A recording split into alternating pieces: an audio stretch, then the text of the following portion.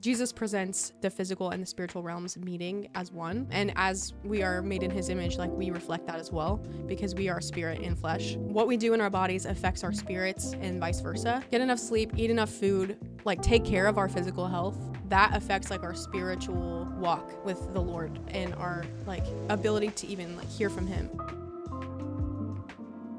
Welcome to the Byond Sunday podcast. Today's guest is a business owner, nutrition specialist, author, and the first lady on the Byond Sunday podcast. We have Kailyn Hamilton. Hello. Happy to be here. Happy to have you. And we have as an assistant who's just helping out with the background stuff. We have Ezra, the baby of their newborn baby, and we have Eric who's just here. I don't know husband. Why. Here or her husband. Just an ugly photo too. Okay, Kailyn, I'm happy to have you on. I'm excited for the conversation. I want to get to know. Let's just start off in the beginning before we get to the nutrition specialist stuff. Beginning was the word. Before we get to the nutrition stuff, before we get to you creating your book, which is called what again? Living Temple. Before we get to any of that, before we get to you even meeting this guy, let's go ahead and talk about your upbringing real fast. Okay. I would love to know how that was like. All right. Let's get into that. Let's go to the womb. To the womb story. No, just kidding. Let's start there. 1996 and so I was raised in a pretty hi buddy. That's Ezra. Yeah, if there's any baby sounds, sorry. Hopefully it's not distracting. No, I was raised in a pretty conservative Christian family. I grew up kind of on the road for the first few years of my life because my parents were traveling musicians. So my brothers and I, well, mostly it was just my younger brother at the time. My other siblings hadn't come in the picture yet, but we had like this giant van and a trailer with like music equipment and stuff. And we would travel around and we would we were homeschooled. So we would do our school like in the van and like just road trip all over the place. And they would do concerts around the country. And so we moved around a bit. I was born in Oregon. We moved to Nashville area for a while. Then we moved to Florida. Then we moved to California when I was about 9 or 10. So mostly have lived here in California for most of my life. And have 3 younger siblings.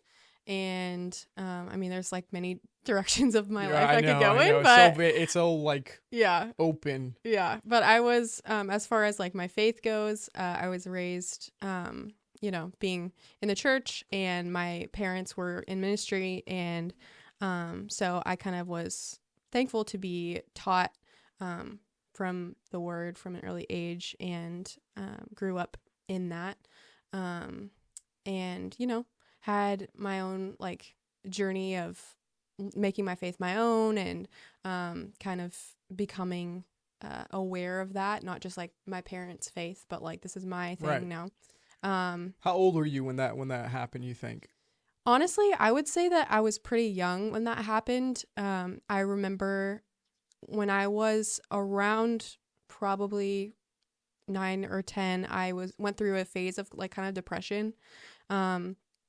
And I remember not really understanding like why I was struggling with this. I would talk to my mom and she would recommend reading my Bible. And so I have memories of, just having like all of these emotions, not understanding like where they're coming from, why I would feel certain ways. And I would just read the Psalms, and I just remember like sobbing, like as a child. Like I felt so seen and so just immersed in those words when I would read the Psalms specifically.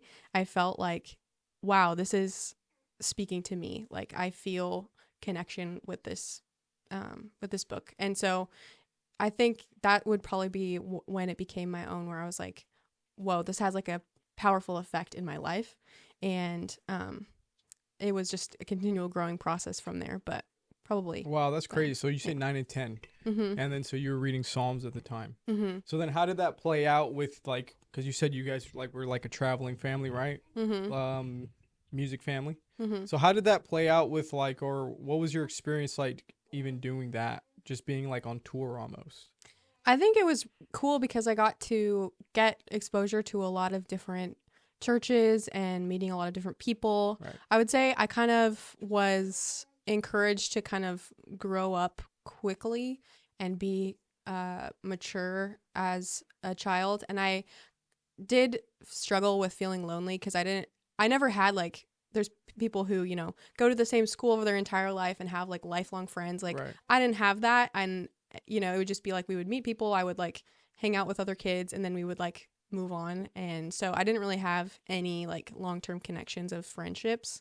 So I'd say that was a challenge for me and probably affected me as I was growing up. This sort of like insecurity of like I was the homeschool girl that was Right. kind of like, wasn't in like these cliques or whatever. And so, yeah, but it was interesting for sure. We made some fun memories. So you're similar with my wife like that, and we've talked about this off camera, but how my wife was the same way in the Yeah. sense of being homeschooled. So that's interesting. And then so when did nutrition science become a field that you knew you wanted to study? Like when did that play in, and how does that tie into also like your faith? Because I know it's about, what's it called again?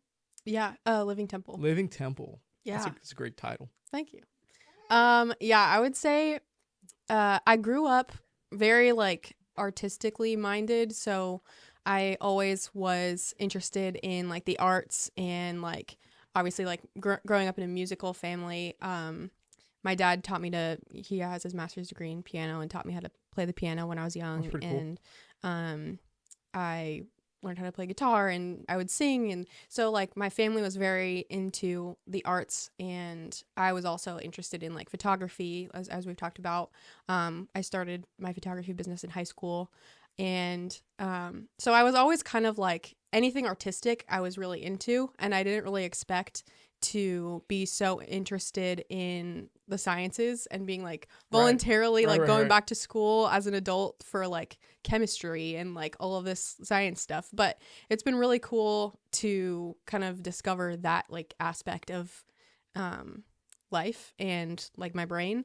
And I would say like what initially drew me to that was my mom. So growing up, she was always like very conscious of her health and always was very into exercise, and she like taught a boot camp for many years. And like, yeah, she's very like athletic and physically fit, and was always just like conscious of that part of her life. And so I would say she was my first example of that. And, I got into running as a teenager. I ran a few half marathons and, really just started to become interested in food. But really like what sent me to school was as a teenager, I struggled with acne pretty severely.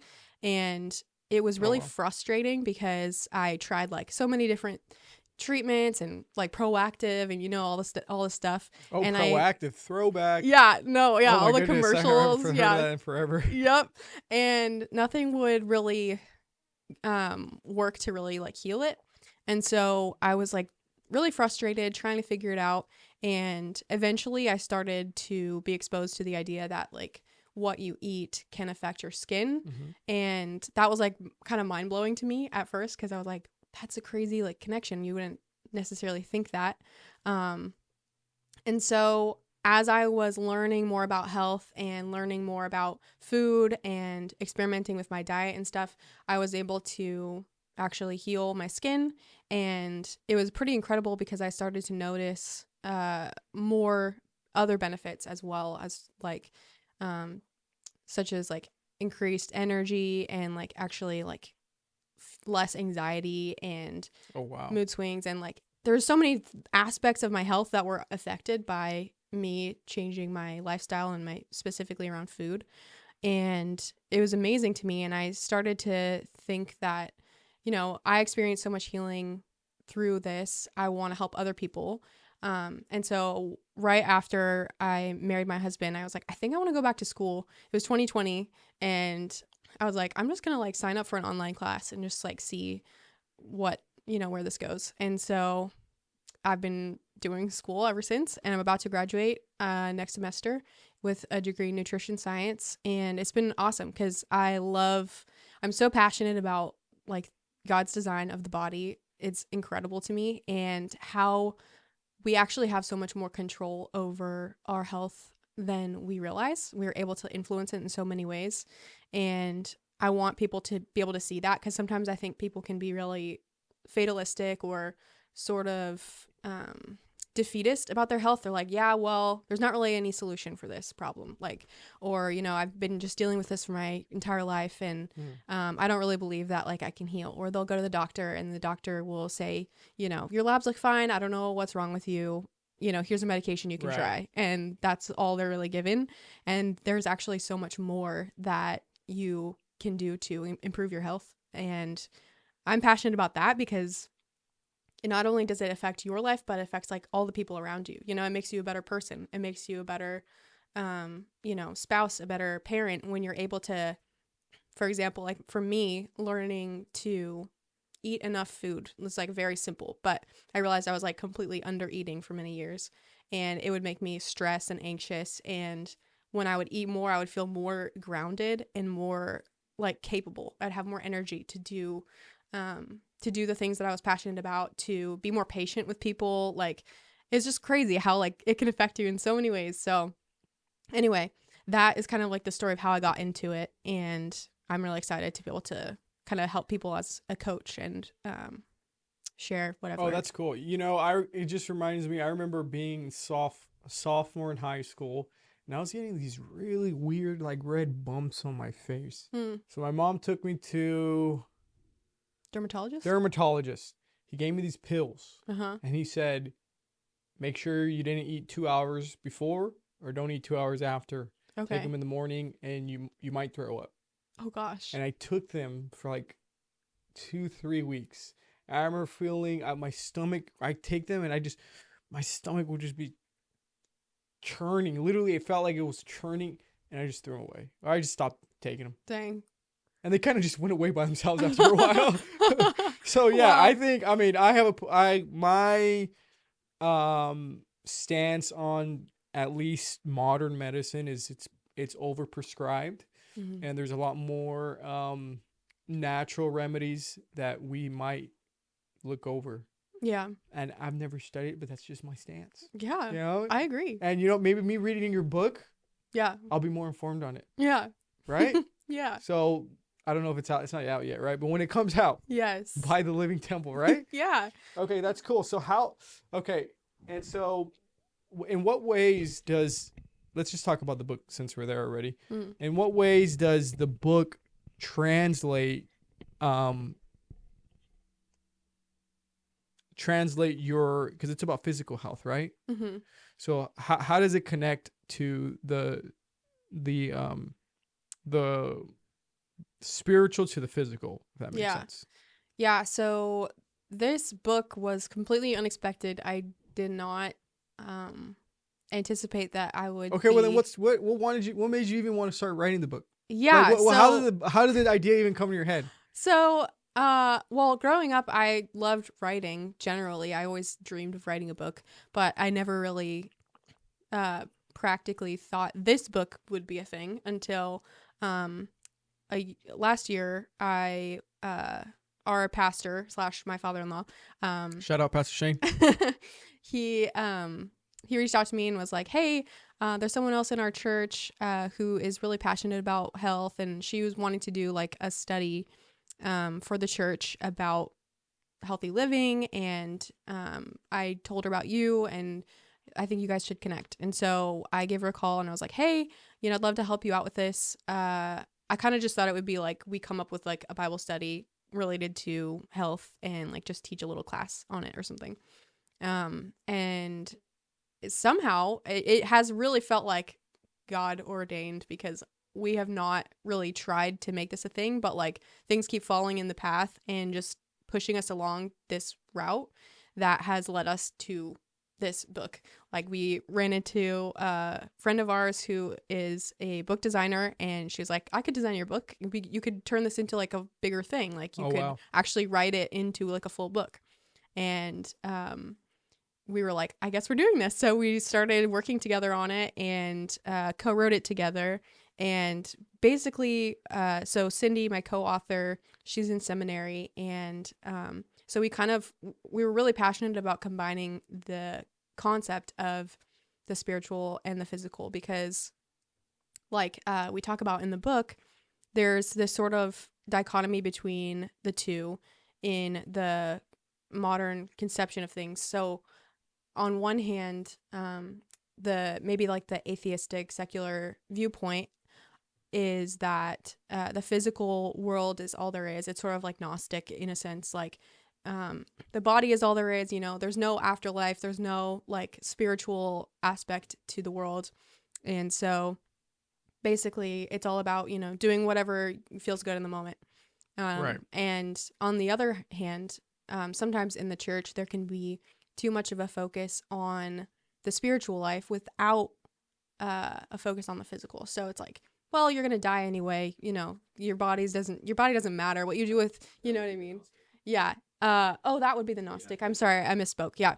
That would be the more Gnostic perspective of, right. Like the physical is bad or unimportant and essentially, we need to be enlightened beyond the physical and sort of like the spiritual walk is disconnected, Right. sort of.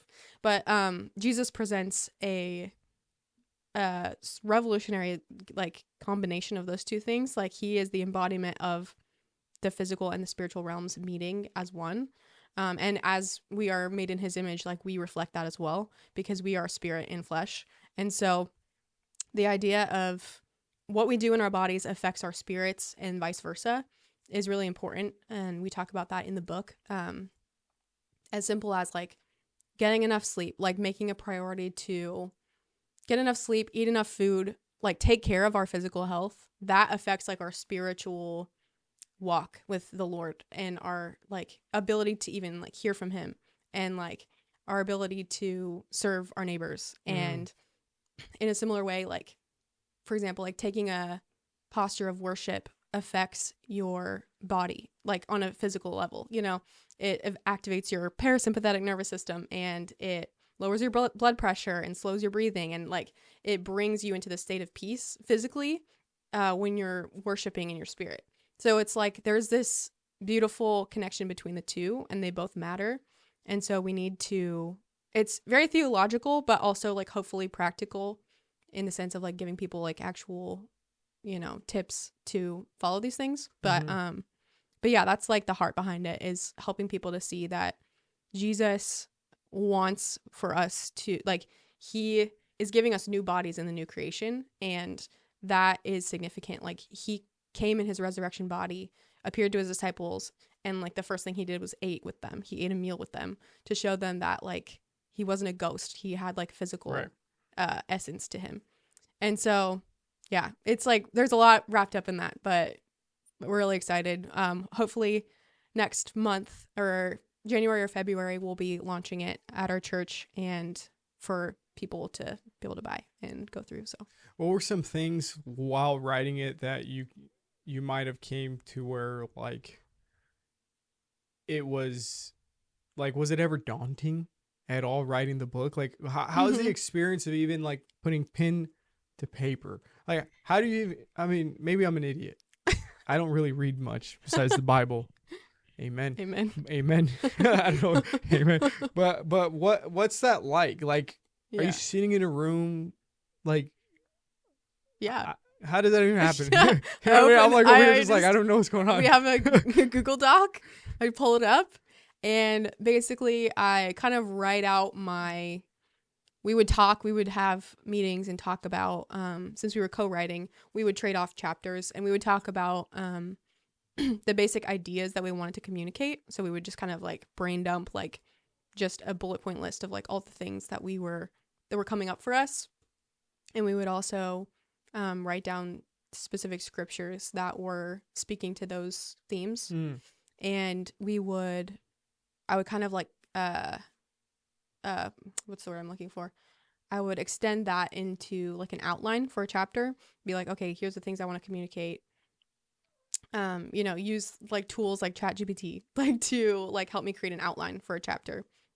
And then I would expand that with my own like heart and writing. So it was kind of just a pretty straightforward process, but it was daunting for sure to be like, okay, how are we going to write this book? Right. And be able to say everything that we want to say in like a concise way. Like there was a lot of editing. Like we hired a professional editor and went through many like versions to improve it, because it's easy to just like, brain dump everything you want to say. Right. But condensing that and taking out whatever doesn't matter and making it like focused and concise is the hard part. So, yeah, it's been a journey. Like it took us about a year to really write and finish. But I'm excited for people to be able to read it. Okay. So what I'm thinking right now, you talking about keeping your body as a living temple, Mm-hmm. right? I only get around 4 or 5 hours of sleep. Mm-hmm. I don't eat much, and when I do, I overeat. Like just one sitting, I'll eat a lot, Mm-hmm. but I won't eat for most of the day. Yeah. So, from what you've told me, I pretty much suck at keeping my body a living temple. Like, it's so interesting hearing you say that, and because you're right. It is so easy to separate the physical from the spiritual. Mm-hmm. I don't think about my physical much. Mm. I really don't. Mm-hmm. Like it's like when you said, I'm gonna die anyways. Like Mm-hmm. why? I can lean towards having that mindset. Yeah. And so you're so right in the sense of how Jesus Christ is literally the physical and spiritual meeting, Mm-hmm. right? And how we should be taking care of our bodies more, be more diligent with it, is a nice refresher, at least for me, to hear. That's cool. I'm probably still not going to sleep enough. We all have our you know things, what I mean? you know? Like it's just like one of those things. Like I just sometimes I think I don't need it. Mm-hmm. Why do I need sleep?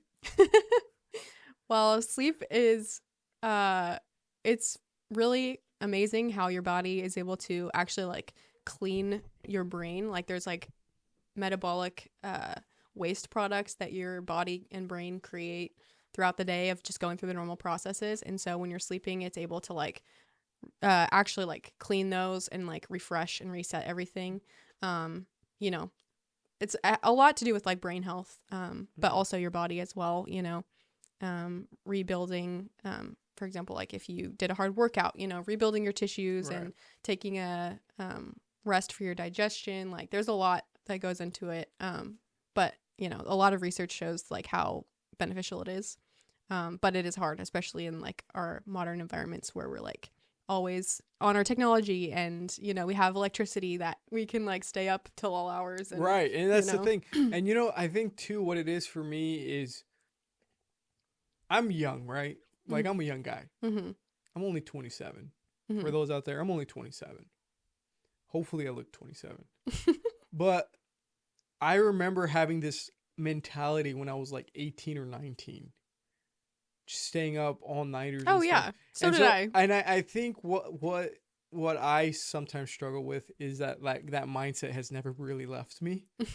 And so now I'm not saying I'm old, but I am older. Mm-hmm. So my body may not be able to, or I just need to start adjusting. Yeah. Because I'm getting older. Yeah. Not that I'm old. I'm not saying I'm old. No. I'm young. We go through different phases. Yeah. Yeah. All right, I'll go to bed early today. Okay, let's start talking about the photography thing too. Mm-hmm. What drew you to start doing the photography part? Like, I know you grew up around artists and stuff, but why photography? Why not there's so many different arts out there. Yeah. Why were you drawn to photography specifically? Yeah, I think so my family got this cheap DSLR camera, this Nikon, when I was a teenager, and I would kind of take it and like go around and just start taking pictures of stuff. And I found that I really enjoyed it. It kind of helped me capture the way that I saw the world. So like I just have this sort of tendency to really notice like nature, like the way that the like light comes through the trees, or the way that dew looks on the grass in the morning, or something like that. Like I would always be drawn towards like the beauty of the world that I would see around me, and or like even like dust in the sunlight or something. Like I would just notice things, and photography was a really cool way of being able to capture those like ordinary kind of things and really highlight how beautiful they were and the way that I saw them.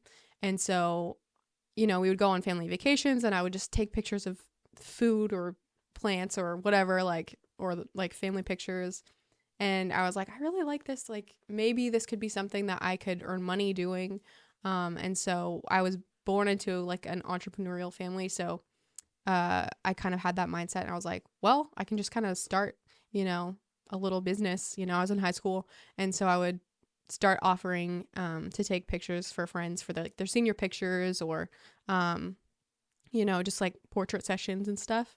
I think my first shoot I charged like $30 for, and I was like, whoa, like someone paid me $30 for this. That's crazy. That's I was like 16, so I was like, yeah, this for being is cool. 16, that's pretty good. Yeah. So that's cool. Yeah. So then since then I got more into, I was like, I really enjoyed taking pictures of people. I got into weddings. What? Yeah, that was like 12 years ago or something. Thank you, crazy. Eric. Thanks for the detail. We got our fact checker. Yeah. Her personal fact checker. Yeah, so I moved to Nashville for summer to do an internship with a photographer there who I learned a lot from her. I got to travel with her and shoot weddings with her, and she is very gifted, and so I got to learn a lot, and also about like the business side. So I was running my business. That was, you know, I had some side jobs here and there as I was getting older, and then I forget, I think maybe 2016 I quit. It was a very significant moment because I like quit my side job, and I was like, I'm going to do photography full time and just like, you know, do this to sustain me. And so, yeah, that was like my main thing for a while. And then I met my husband, and he was interested in video. And we kind of started like merging what we were doing. And then we got engaged, and we were like, let's like officially like join our businesses, because we kind of both had like businesses that were very similar.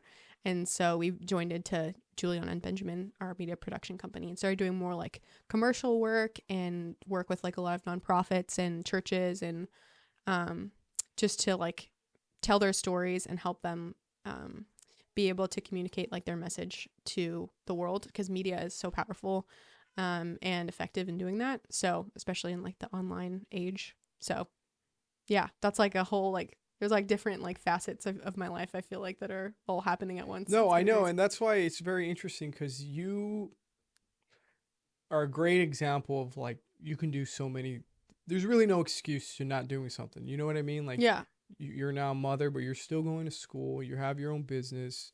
You're writing a book, you know, like you are getting things done.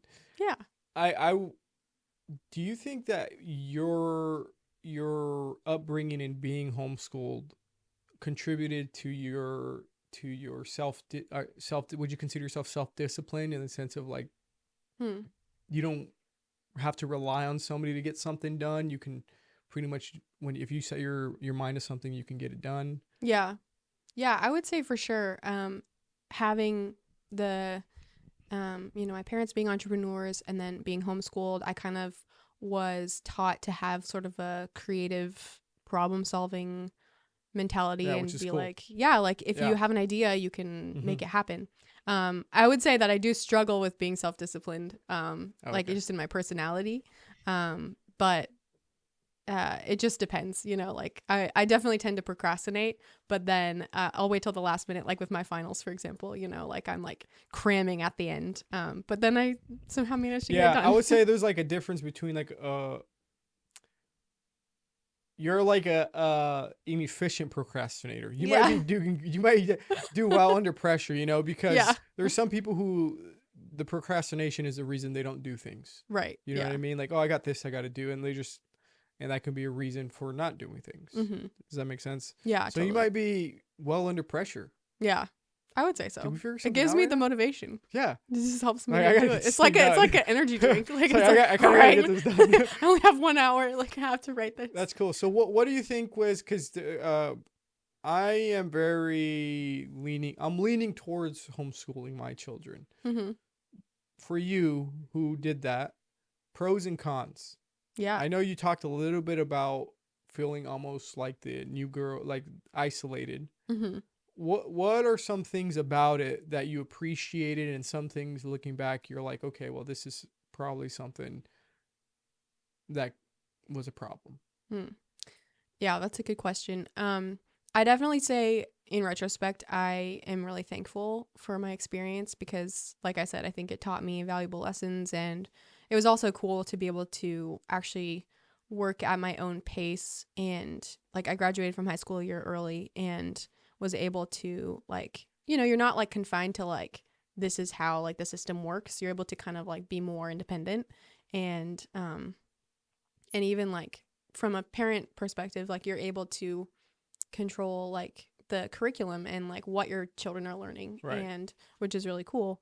I would say that it definitely was like, it helped me to just like grow in my, like we talked about, just like ability to be self-motivated and get things done.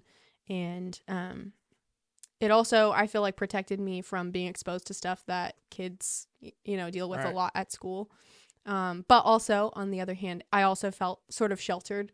And so sometimes it was like, oh yeah, like the goody girl that's like, she doesn't, she's not out in the world. Like, she doesn't know how things work or whatever. But I mean, I think that's a good thing, even if it makes you feel like the odd one out. Yeah, I think that's a blessing for sure. Yeah. I mean, I think it's definitely, if I had to choose between the two, I would definitely choose that. But yeah, it can tend to, depending on the personality of the kid, like my brothers and I, for example, had different experiences. I was naturally a lot more extroverted, and they were both Right. a lot more shy. And so they really struggled socially, where I felt like I was able to adapt and like make friends and like be social. They had a harder time with that. My parents did like involve us in like sports, and so like we were on like the swim team, and we did gymnastics, and we did music, and we were really involved in church. So like I think that's important to like let kids be exposed to like different environments, Right. and like social activities and stuff like that. So we definitely like had outlets for that. But I think growing up, I felt sort of that like FOMO of like, well, everyone else is having this experience that I can't relate to. Like, I've never gone to a church, regular school. And like, I had like, just like these like, Right. oh, like I'll never like go to prom, or like, just like silly things like, but like, I don't think those things were really worth it. No, actually. it's interesting because for me, I went to public school, but I still had the FOMO because I grew up with, values instilled in me. So for me, it was, I felt the same thing, but it's like, I'm never going to go like hang out with people or like go to parties. Like, I never go to parties. Mm-hmm. Or like, I didn't really go to dances either. Mm-hmm. I didn't, because I grew up pretty strict too, but at the same time, I was always afraid of like, well, I know that at least the people I was hanging out with, they're probably going to want to go drink, and I kind of don't want to get myself but there's always that fear of missing out. Like, you're always and so I'm thinking, I think that fear, FOMO, is always probably there, especially if you're living a life that is more in line with Christ or God's morals. I'm trying to freaking think. Sorry, I got almost a D in English, so I'm working it out right here. Help me out if you can. Just jump in. Yeah, you're doing good. Thank you. But you know what I mean? Like, there's always, I feel like there can always be the FOMO, but like how you said, none of that stuff really matters. At the end of the day, I'm looking back at my life now. I'm blessed that I didn't participate in a lot of that stuff.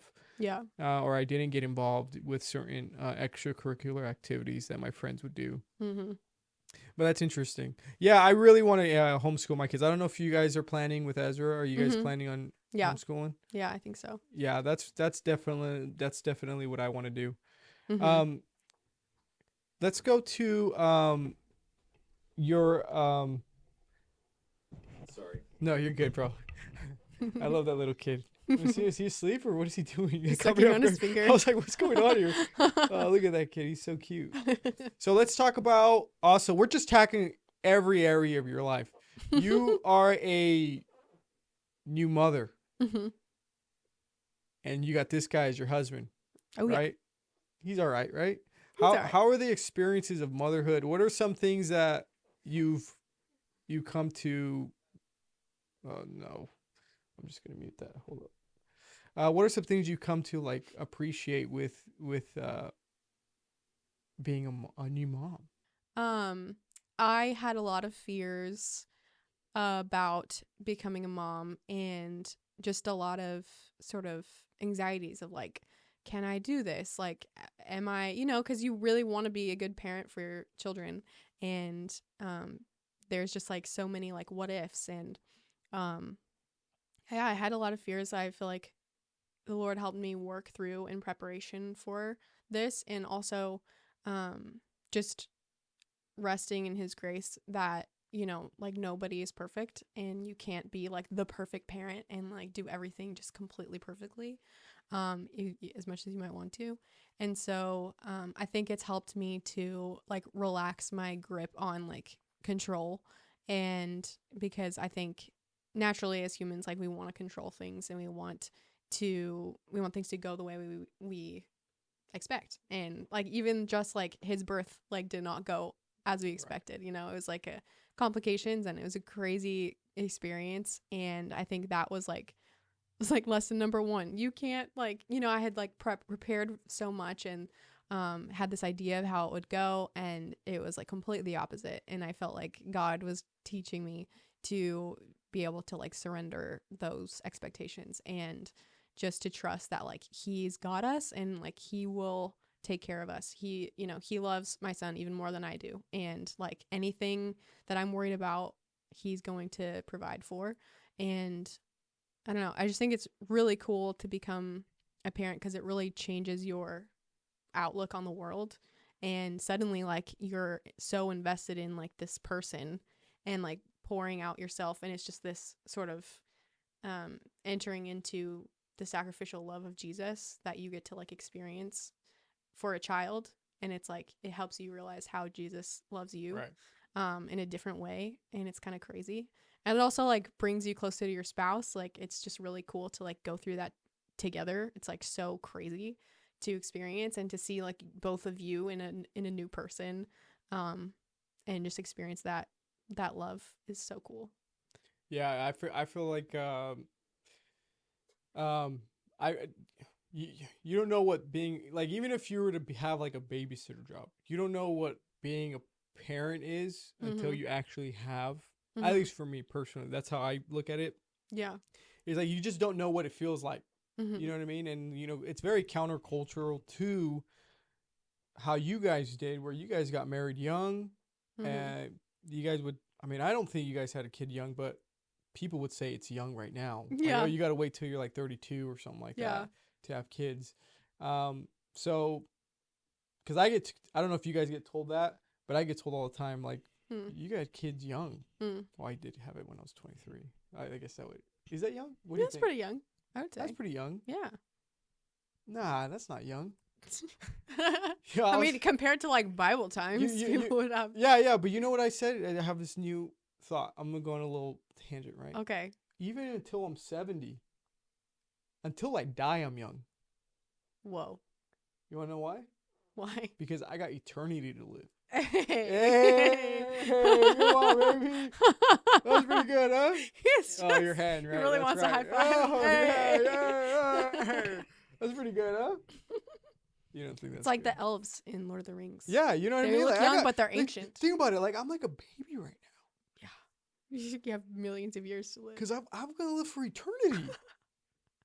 It is true though. Life is very short. Yeah, it's like one of my pet peeves when people say like, it's not a pet peeve. Okay, I'm sorry. I just went off a little thing, but it's like when people say they're old. Yeah. But like you're completely mobile. It's like, dude, I don't think you're old until like, okay, You're in like a nursing home. you're like starting to not be able to move. Mhm. You know what I mean? Like Yeah. if somebody's completely mobile, can you go for a jog? Dude, you're freaking young, bro. What are you talking about? You know what I'm Yeah. saying? Mhm. And it goes, Age is a mindset. yeah, I think so. Yeah. Because if you look at there's 80-year-olds that are like, I just met an 80-year-old. He's riding his Harley. I thought he was 60. Wow. He's 80. That's amazing. Hey, and that connects to taking care of your temple. And right? that connects to taking care of the living temple. You know, like, what is the average death age? What is I that don't. right now? It's probably like 70 something. I know that for the first time, life expectancy is going down actually because it's been going up consistently Right. as we've developed, Is it going treatments down for now? things, but it's actually started to trend down because our health is so bad, and most of it, like 100 years ago, the top causes of death were infectious diseases. So like you get an, bacterial infection and you die because there's no antibiotics or something like that. Right. But now the top causes of death are chronic illness. So heart disease, cancer, diabetes, like all of these things are leading to early deaths and like you said, like early age of sickness, right? So like more of your later years being sick rather than like living a long time in a healthy body, and then dying of old So age. what's something that's probably, from your professional opinion, a misconception that can be considered, or what the general population might think is a good thing, which is actually bad? Is there something? Oh my gosh, there's so much I could say. Is there actually a million? There's so much I could say. Okay, give me one. The first one that pops in your head. Oh my gosh. Is it bread? I love bread, especially white bread. Oh yeah. I don't like brown bread. Oh. I only like the white bread Oh yeah. with the sugar. The more processed, the better. Yeah, I know that's not good for me, but I don't care for the white bread. But That's so funny. is it bread one? Even wheat bread? Oh gosh. So what I would say about bread is there's a lot of like hubbub about gluten. I'm sure you've heard like there's Right. people, there's like a lot gluten free people. Yeah. Mm-hmm. That like they just became gluten free. Oh, I've just heard that they're gluten intolerant. Yeah. It's like trendy. Yeah. Yeah. So Is there truth to that? Am I? Yeah, I would say that it's really interesting. So, like, for example, I'll just go with the gluten thing. Gluten is a protein that is found in wheat products. So, it's pretty hard to digest, and a lot of people have trouble with it. And especially the way that we process it, we process wheat and wheat products in the US can lead to a lot of, like, digestive problems for people.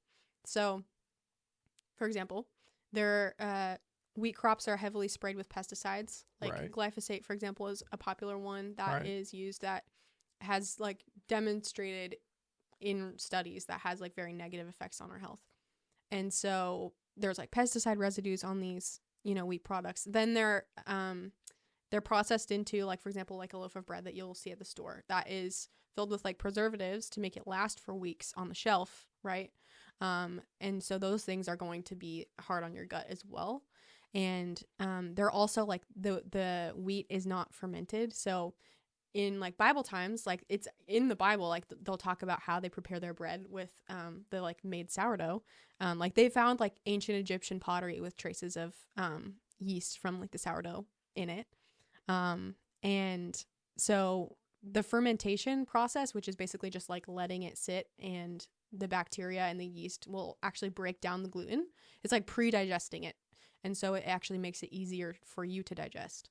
And so like other countries, for example, like people will go to Europe, European countries, and will say like, oh, I could eat the gluten products. Like I could eat bread in, France, and it didn't make me feel bad. Like bread in the US does, because they have a culture of like baking bread fresh without all these preservatives and, preparing it in that way of like fermenting it and making it into like a sourdough product, versus here where we over process it, we spray it with pesticides and we fill it with preservatives.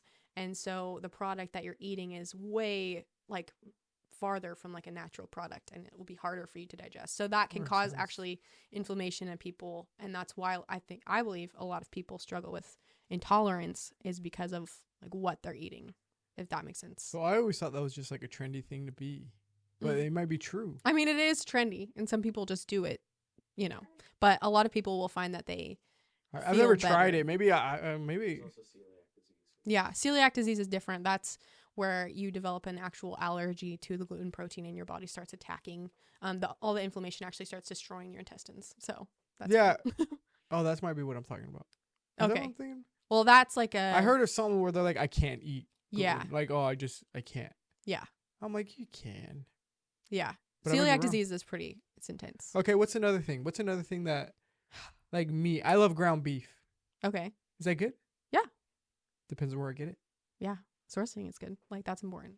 I would say that a lot of the general government recommendations, and oh man, you know what they taught me in school? Sorry to cut you off. No, go.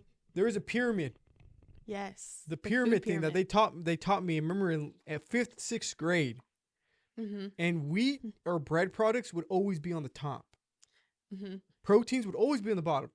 Or you mean the bread would be on the bottom because it makes up most of the diet. Oh, okay. Yeah. That's what I'm trying to say. The base. Yeah. Sorry. Like I said, it's okay. But you know what I'm saying? Yeah. Like what I'm trying to say is they'd recommend wheat products a lot more than protein stuff. Yeah. That's BS, right? Yeah. I can say that, right? Yeah. It is. It's BS. That's BS, right? Yeah.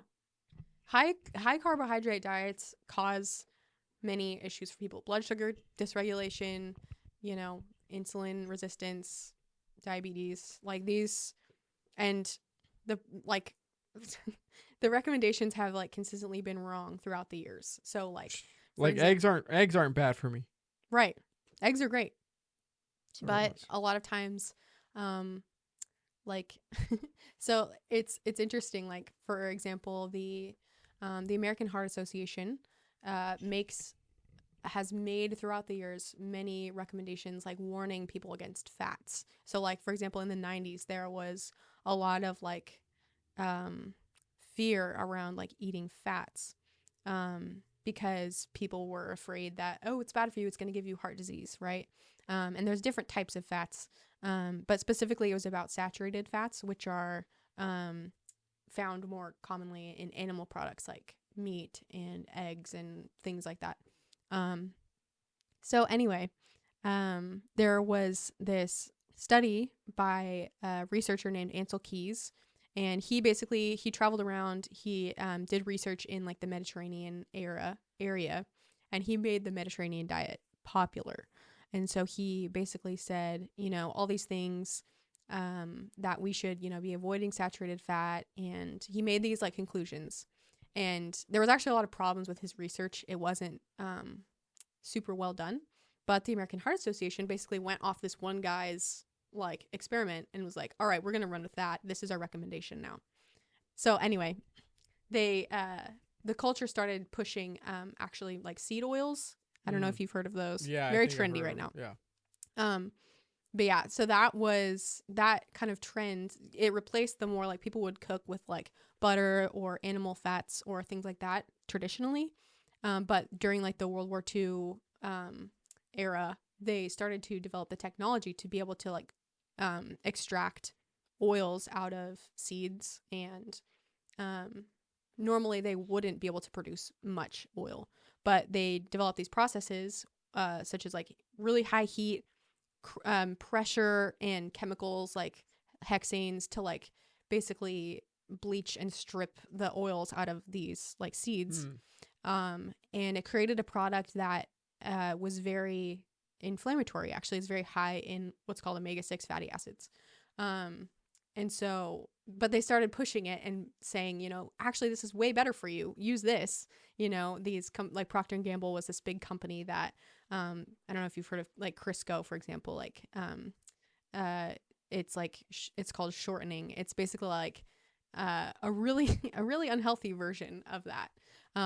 So it started to become trendy where it's like and you can see like trends in the average diet, like consumption of seed oils went way up. And also like our health has been getting worse and worse. So like the high carbohydrate, like you said, high carb diets and also high seed oil diets, those actually slow down the metabolism, make people feel worse, and cause inflammation in the body. So it's kind of funny because it's like those are like a lot of like the recommendations by the government, but there's been a lot of research that's actually like refuted that and said actually this is not how we should be eating. And there's a lot of sort of a trend, which is cool, back towards like traditional ways of eating, because nutrition is very confusing in the modern world. Yeah. Like people like there's so much advice. There's so much advice and so many like experts and also like non-experts, just people who say things on the internet. And so it's like, what do I listen to? Right. Who knows what they're talking about? And even just like walking through the grocery store, there's like a million choices and marketing and like, oh, this is like low fat or this is low sugar. Like, and you're like, okay, well, what is actually best? It's hard to know, but there's a trend that is moving back towards like, what have we been eating for thousands of years as humans? That has been, you know, our health has not been as bad as it is now. And now we have like all of these ways of processing foods that has led to our poor health. Right. Right. And so like, just like natural things that come from nature, like meat, eggs, you know, vegetables, fruits, amen, fish, like all of that stuff. Those like are the foods that God created. And what has caused all of these problems is our trying to like create these synthetic foods and like manipulate nature to make it more convenient. But then there's all of these side effects from that.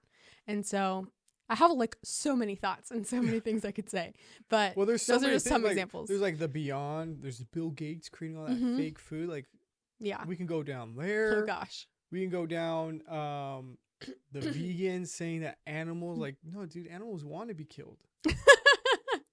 They want to be killed. Dang it, that didn't make Eric laugh. I thought that'd get him to laugh. Yeah.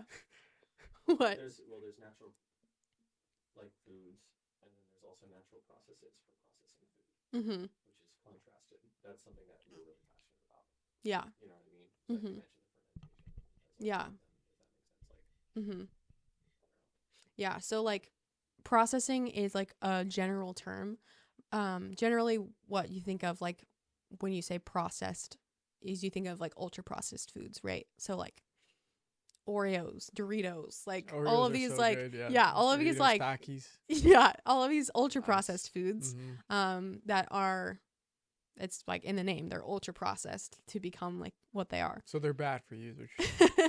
They're definitely not as beneficial for your health. What's your favorite ultra processed food? If you had to pick oh gosh, what would it be? You guys don't eat out. You don't eat that much ultra processed food, right? No, honestly, like it's funny because I mean, I grew up eating a standard American diet, you know, 90s kid, canned soups and Hot Pockets and, you know, noodles, ramen noodles, all those things, top ramen. But I would say that, oh gosh, sorry. No, you're good. You ever had a Takis? You had Takis before? I never really got into those. You never had them? Have you ever had them? I might have tried them. You will never catch her with processed food. I'm sorry. If I buy you a bag of Takis, if I buy you, I would try it. Thank you. They're great. Okay, I'll say. No, it is so funny though. But I feel like as I have grown in my understanding of food, the more I like, it changes your tastes and like what you crave. Like, I'll still like enjoy, you know, like more, you know, an unhealthy thing now and then. But I really like. Specifically, I enjoy like quality things. Like, so I'll make a healthier version of something that with like better quality ingredients that I know is like going to make me feel good. With yeah, but also that like I still enjoy it, that like tastes delicious, if that makes sense. So like, yeah, I love pizza, for example. It's just like the level of quality and processing compare, like, if you compare like a frozen pizza that is like, you know, there's many different kinds, but then also like a pizza that you make yourself at home with, like, for example, like fermenting the dough and like quality cheese, and like there's so much that can vary in like the health of a food depending on like the level of processing and the level of quality Right. of ingredients, if that makes sense. Um, Two things you could say are two misconceptions would be like calories in, calories out, and then sugar. yeah. Yeah. So like a couple other examples of things like misconceptions, like a lot of people think, like, for example, like for weight loss, they'll think like, oh, it's just about calories in, calories out. Like that's what they say. So That's what I believe.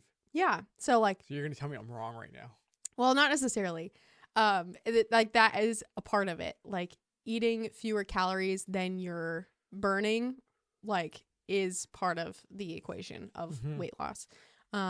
But there's more to it than that. Basically, it's more complex. Like there is the hormonal aspect to like for example, like circadian rhythms, like how your body, Circadian rhythms. What's that? that's like how your body and your brain perceive, like you have a 24-hour cycle of hormonal fluctuation. So like your cortisol, your like stress hormone, rises in the morning to wake you up, and then it falls, and your melatonin rises Right. at night, which helps you feel sleepy. And so like, for example, like if we are like looking at like blue light from our screens all day, and late into the night, and not like going outside, that will disrupt our circadian rhythms, because there's Yeah. a area of the brain called your pineal gland, which is responsible for being aware of those fluctuations, and it's connected to the light that you're exposed to. So going outside in the morning and being exposed to like the sunlight will actually activate that gland in your brain to tell you, oh, it's morning time, to regulate that rhythm of your hormones. And then, you know, having warmer lighting at night and not looking at blue screens will help your brain stay like process the fact that you're getting tired. And because if we like look at like a blue light from our screen late at night, it makes our brain think, oh, this is like daytime. It confuses the Yeah. the signals. And so that like circadian rhythm, if it's messed up, that will actually affect a person's ability to lose weight, because it is connected to like your digestion and all of these things. So it's like there's many things that are involved. It's not just like, there's a lot of like diet culture mentality of like, if I just stop eating and barely eat, that'll just make me lose weight. And like that's not sustainable, and it's not the full picture, if that makes sense. Like there's a lot more to having balance in your body and reducing stress for your body that will help you long term, to maintain a healthy weight. Yeah, what I'm thinking too is like, I think in our culture, at least I'm speaking of America, America. is that we're so used to being like maybe misaligned that it's now just our new normal. Yeah. You know what I mean? Like I don't think twice. I get on my phone at night, like I don't, and I'm used to like just feeling groggy. Yeah. Or I'm used to just not getting good sleep, and that's just like my normal. Yeah. Totally. And I haven't really even thought about it. I was just thinking about how you were talking about the daylight stuff, and how when I used to edit, I used to do my media stuff, I'd be in this room with all the lights off. Mm-hmm. And then I'd get out and I'd feel terrible. I feel absolutely terrible, like a vampire. Like I literally, like I feel icky. Yeah. Even when I go, I remember just feeling so weird. Yeah. But it's that whole light thing. Yeah. It's crazy. Like these things affect us in so many ways. And like you said, I think that we are often so disconnected from ourselves to even like question, is this normal? Yeah. Like, it's just normal. We just accept it. Yeah. You kind of just like turn off your brain, or like you're kind of numb to it.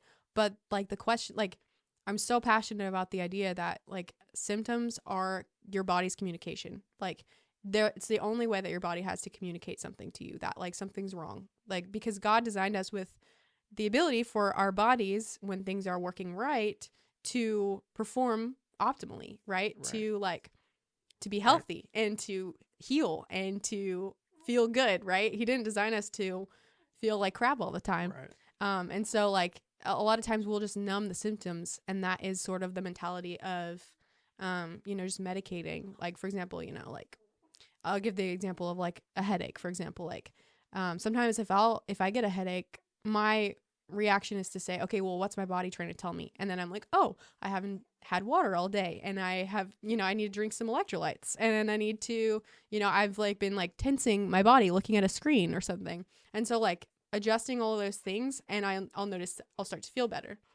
And you could just like, pop an ibuprofen or something, and that's literally what I effective. did today. That's effective, right? I didn't even drink water today. I was thinking, I'm only drinking coffee, and I'm taking Tylenol to get rid of my headache. That's literally all I've done today. Yeah. To fix it. I haven't been drinking that much. I don't even think I'm drinking water today. Oh gosh, yeah. That's terrible. Oh no. Oh no. Your body's like I'm just- crying. I And know, you're it's like, it's fine. just like, forget- give me water. Oh man, that's crazy. You Yeah. don't really think about it until Symptoms are like alarm bells. yeah, Yeah. but you don't think about it like that. Like Yeah. it's not normal. At least for me, I'm only speaking for myself, but it's not for me when I think of it, when I feel a symptom, I don't think of alarm bell. I think of how do I suppress what I'm feeling right now? Yeah. And Tylenol and coffee is what Right. makes it go away right now. So Yeah. that's what I do. Exactly. That's so Like, normal for so many I'm people. not thinking about. So what have I didn't drink water. It's like no, dude. Oh, I need coffee and Tylenol. Yeah, I That's think so there's funny. It's just I don't yeah. think about that, but it's true. I guess I'm not fixing the problem. I'm just right. trying to fix the symptoms. Yeah. Man, dude. It's true. Like we do that all the time, but I think that people need to realize that there's like root causes to, and there's reasons why certain things happen. Like it's not just random, and like if you can address those things, you can bring your body back into balance so that you can Be the give living it temple. what it needs and be the living temple. Come on. Woo! Woo! I need that book. Yeah. I do. I'm I excited. need it because I'm Lord forgive me for not keeping this temple the best it can be. Right? Yeah. That's conviction right there. Yeah. It is. It really and it's is. gonna look Like, different for everyone. It but- really is though, in the sense of like I'm not taking care of I'm not thinking about taking care of what I need to take care of. You know what I mean? Yeah. Oh, and we're gonna bring out Oh yes. Oh, thanks, Eric. shout out to Eric. He just reminded me of one of my favorite quotes. Come on, let's hear it. All right. So this is a book from the book by C.S. Lewis called Miracles. Mm-hmm. And it's beautiful. All right. That's just like this. I put this on my website because I love it so much. The quote is, there is a sense. All right. It goes, there is a sense in which no doctor ever heals. The doctors themselves would be the first to admit this. The magic is not in the medicine, but in the patient's body, in the vis medicatrix naturae. I think that's Latin. Or the recuperative or self-corrective energy of nature. What the treatment does is to simulate natural functions or to remove what hinders them. And so I think that's so cool because really the power of our bodies to self-heal, like God designed them like that. And I was telling Eric the other day, like, I wonder if that's like a little clue that we were meant to live forever, right? Like God created bodies that are self-healing, right? You get a wound and your body will like connect the tissue back together and like will like literally Oh, I see what you're self-heal. saying. Do you know what I'm saying? I see what you're saying. And so that is like a natural inborn quality that the body has that God designed it with. And so, for example, like if there's a treatment for something, like the best thing that it can do is to simulate the natural functions of your body, or to remove, if there's something that's blocking your body from doing what it's naturally supposed to do, removing that barrier, right, will help it to come back to balance, which is like the state that it was, born into, that it was meant to be in. So it's just, I love that because it's like we often like outsource our health to other people. Like, oh, I don't really know. I don't know why I feel this way. I just need a doctor to tell me what to do, rather than saying like connecting with yourself and asking, okay, what choices am I making? What am I feeling? And how can I take responsibility for my health and make different choices, if that makes sense? Rather than, we don't often have to rely on a crutch. We can come into the natural state of how we're supposed to be. And then we realize like our bodies are healing. They're doing what they're supposed to do. Yeah. That makes sense. That's an interesting thought. I've never thought about that, but like how the body is like was made to like I guess self-preserve would be the right word. Mm-hmm. Would Yeah. that be the right word? Yeah. But you know, like the body's made to sustain a certain normal. Homeostasis is what it's called. Yeah. That's right. That's right. Yeah. How do you say it? Homeostasis. Homeostasis. The What state of balance. is that? What it means? I'm Yeah. gonna look it up. Not that I don't trust you, but No, I'm no. just gonna look it up. I love definitions of words. Homeostasis. That sounds so smart. It's a scientific term for. But that's shalom. Yeah. Tell us of your body, right? Like you can Mm-hmm. bring the theology in. Like that is the state. Homeostasis is the process by which living things automatically maintain a state. Yeah, homeostasis. Yeah, so our bodies are made to be in homeostasis, and so Mm-hmm. Adam messed that up. Exactly. Freaking Adam. That's why I will never name my kid Adam. Never. But that's cool. That's an interesting thought. Huh? There's a new Adam. Hey. Yeah, his name's Yeshua. They changed the name. Yeah, not Adam. He's a new Adam, but he ain't Adam. It's Yeshua, brah. Adam just means humanity. Huh? Yeah. Adam just means humanity. You know what I'm saying, brah. Adam. All right, let's get Eric out of here. No, just kidding. All right, we're hitting about. Let's see, we're about an hour and 10 minutes in. Let's start cutting it. I'm gonna do a quick fire round. Okay. What were the questions? I'm ready. Sorry. What's your favorite color? Blue. Oh, nice. Color of your husband's eyes. Wait. No, his eyes are blue? green. My bad. Oh no. Specifically, like the blue that is like the ocean on a stormy day. It's Oh, a like deep- light blue. Like a like a deep blue, like a teal, Oh, like dark like teal. a dark blue. Yeah, like a stormy ocean blue, That's cool, I guess. specifically that color. That's cool. Yeah. Okay. What would be a piece of advice you give your younger self if you had anything you'd give it? I would say to be less hard on yourself because there are reasons why you there's reasons why you struggle as a person based on like your upbringing and maybe things that happened to you in childhood that might make things difficult for you. But like you can heal from those things basically. Like there's so many like insecurities that we have and ways that we operate maybe in relationships that come from like disordered maybe relationships like with our parents or what we saw growing up or whatever. And I would say that to not be so hard on yourself because those things are hard to deal with and like you can heal and you can become like a secure person and you can have confidence and like grow into like a better version of yourself. So I don't know if that makes sense, but that makes sense. Yeah, just to like be less hard on yourself and trust that you can heal. And I would say that in all aspects of life, like not just physically, but like emotionally, mentally, like spiritually, anything that a person deals with. I think that is the beauty of the Holy Spirit. Like he heals everything that we deal with, if not in this life, then in the next, right? Because there's some things that we may never, like, for example, like physical things we may never find healing from. But he gives us new bodies and the new creation, which is really cool. That's awesome. What's your favorite Bible verse? Ooh, If you had one. If you had to pick. Well, yeah, I would say I have multiple, but the one that has been like my life verse for like a really long time since I was a kid is Psalm 139:23. I'm pretty sure that's what it is. It's the one that says, "Search me, O God, and know my heart. Test me and know my anxious thoughts. See if there is any offensive way in me, and lead me in the way everlasting." I love that one. Dope. All right. And I think that's it. Where can people, if you want them to find you anywhere, do you have any links? Or I could just put them in the It's just description. on social media. Everything is Kailyn Julianna, and that's my website too. Kailyn and then- Julianna. Yeah, Kailyn Julianna, and then the book, it will have a website, Living Temple. You can just search that, and it's still it's under development still, but yeah, Dope. The book's coming out. I'm excited for people to read it. And Say what it's meant for, though. Like, what is its use case? yeah, so the goal is that churches will be able to adopt this book as a study for groups to go through together.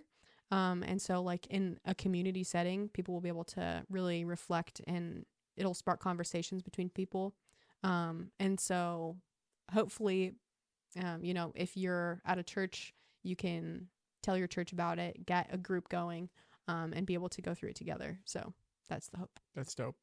Alrighty. Well, thank you guys for watching, tuning in. Okay, I'm having a brain fart right now. Okay, thank you guys for tuning in.